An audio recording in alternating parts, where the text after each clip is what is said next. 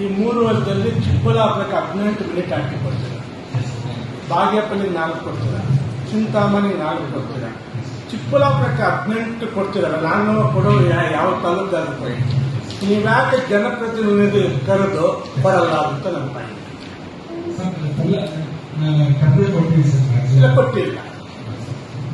ನಾನು ಯಾಕೆ ಹೇಳ್ತಾ ಇದ್ದೀನಿ ಅಂದ್ರೆ, ಈಗ ನಿಮ್ಗೆ ಕೊಟ್ಟಿರೋದೇ ರಾಂಗು ಅಂತ. ಈವನ್ ನಾನು ಅಸೆಂಬ್ಲಿಯಲ್ಲಿ ಒಂದು ಕ್ವಶನ್ ಹಾಕಿದ್ದೆ, ಪ್ರತಿಯೊಬ್ಬ ರೈತನಿಗೂ ಸಪ್ಲೈ ಆಗಿರೋ ಬಿಲ್ ಕೊಡಿ ಅಂತ.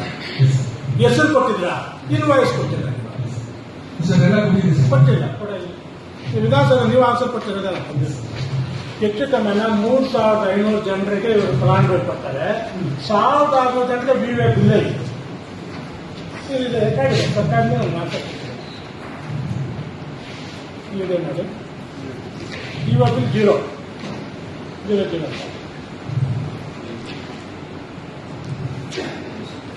ನಾನು ಅಸೆಂಬ್ಲಿ ಪರ್ಸನ್ ಹಾಕಿದಕ್ಕೆ ನೀವು ವಿವೇ ಬಿಲ್ ಕೊಡಲಿಲ್ಲ ಅಂದ್ರೆ ಇಲ್ಲ. ನೀವು ಕೊಟ್ಟಿದ್ದೀವಿ ನೋಡಿ ಅಧ್ಯಕ್ಷ. ಸುಮಾರು ಇದಕ್ಕೆ ಕೊಟ್ಟೇ ಇಲ್ಲ, 0 ಕೊಡೋದಲ್ಲ. ನಾನು ಅದರಲ್ಲಿ ನೋಡಿದ್ದೀನಿ, ಒಂದು ಕೊಟ್ಟಿರೋ ಬಿಲ್ ಕೂಡ ಸರ್ ಒಂದು ಇದಕ್ಕೊಂದು ತನಿಖೆ ಮಾಡ್ತೀವಿ ಸರ್, ಏನಾಗಿದೆ ಕಮರ್ಷಿಯಲ್ ಟ್ಯಾಕ್ಸ್ ಕೇಳಿದ್ರೆ ಈ ಬಿಲ್ ಬೋಗಸ್ ಅಂತ ಹೇಳ್ತಾರೆ. ಅದನ್ನು ನಾನು ಕ್ವಶನ್ ಮಾಡಿ ಕೊಟ್ಟಿರೋ ಕೆಲವು ಬಿಲ್ಸ್. ಈಗ ನಾವ್ಯಾಕೆ ಹೇಳ್ತೀನಿ ಪಾಯಿಂಟ್ ಅಂದ್ರೆ, 3,000 ಜನರಿಗೆ ಕೊಟ್ಟಿದ್ದೀರಾ. ಬೇರೆಯವರು ಕೆಲವು ಸಂಘ ಸಮಸ್ಯೆಗಳವರು ಈ ಸರ್ಕಾರದ ದುವಾಲಿ ಆಗಿದೆ ಅದು ಇದು ಮಾತನಾಡ್ತಾರೆ, ಅಂತವರೇ ಫಲಾನುಭವಿಗಳಾಗಿದ್ದಾರೆ. ಸಂಘ ಸಮಸ್ಯೆ ಮೇನ್ ಫಲಾನುಭವಿ ಟ್ರಾಕ್ಟರ್ ಕೊಟ್ಟಿರೋದು ನನ್ನ ಕೆಲಸ ಅವ್ರಿಗೆ. ನೀವು ನಮ್ಮ ಮುಂದೆ ಕೊಟ್ಟರೆ ಅವ್ರು ಮಾತನಾಡುವಾಗ ಸ್ವಲ್ಪ ನಾಳೆಗೆ ಬಿಗಿ ಹಿಡಿದು ಮಾತನಾಡ್ತಾರೆ. ನಿಮ್ ಇಷ್ಟು ಬಂದಂಗೆ ಕೊಟ್ಟರೆ ನಾವ್ ಹೆಂಗಲ್ಲ ಆನ್ಸರ್ ಮಾಡೋದು? ಈಗ ಟ್ರ್ಯಾಕ್ಟರ್ ಯಾವಾಗ ವಿತರಣೆ ಮಾಡ್ತೀವಿ? ಹೌದ್ರಿ, ಯಾವಾಗ? ಈಗ ಶಿಡ್ಲಘಟ್ಟದಲ್ಲಿ ಒಂದು ಸ್ವಲ್ಪ ಫಲಾನುಭವಿಗಳಿಗೆ ಕೊಡ್ತೀವಿ. ಅದಕ್ಕೆ ಮುಂಚೆ ಈಗ ಅಷ್ಟೊತ್ತಿಗೆ ಬಹಳಷ್ಟು ಕೊಟ್ಬಿಟ್ಟಿದ್ವಿ. ಶಿಡ್ಲಘಟ್ಟದಲ್ಲಿ ಸಿಎಂ ಪ್ರೋಗ್ರಾಮ್ಗೆ ಬಹಳಷ್ಟು ಬೆನಿಫಿಟ್ಸ್ ವಿತರಣೆ ಆಗಿತ್ತು, ಅದು ಬಹಳ ಕಮ್ಮಿ ಇತ್ತು.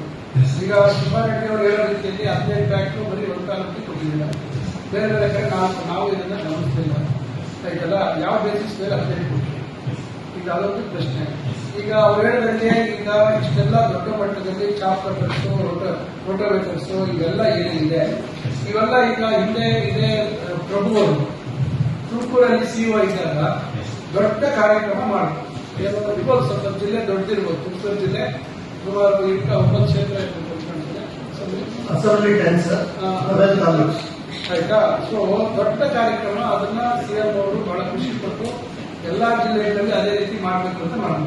ನಾವು ನಮ್ಮ ಅವಾಗ ಜಿಲ್ಲಾಧಿಕಾರಿಗಳಿಗೆ ಮತ್ತು ಸಿಇಒ ಪ್ರಕಾಶ್ ಅವರಿದ್ರು, ಅವ್ರನ್ನೆಲ್ಲ ಹೇಳಿ ಇದೇ ಪ್ರಭು ಅವ್ರ ಹತ್ರ ಮಾತಾಡಿಸಿ ನಾವು ಮಾಡಬೇಕು ಅಂತ ಅನ್ಕೊಂಡ್ವಿ. ಅವಾಗ ಏನಾಯ್ತು, ಅಷ್ಟೊಂದಾಗಲೇ ನಮಗೆ ಬೇರೆ ಬೇರೆ ಊರುಗಳಲ್ಲಿ ಶಾಸಕರು ಅವರ ಅಧ್ಯಕ್ಷತೆಯಲ್ಲಿ ಕೊಟ್ಬಿಟ್ಟಿದ್ದೀವಿ ಅನ್ನೋ ಮಾಹಿತಿಯನ್ನ ಕೊಟ್ಟರು.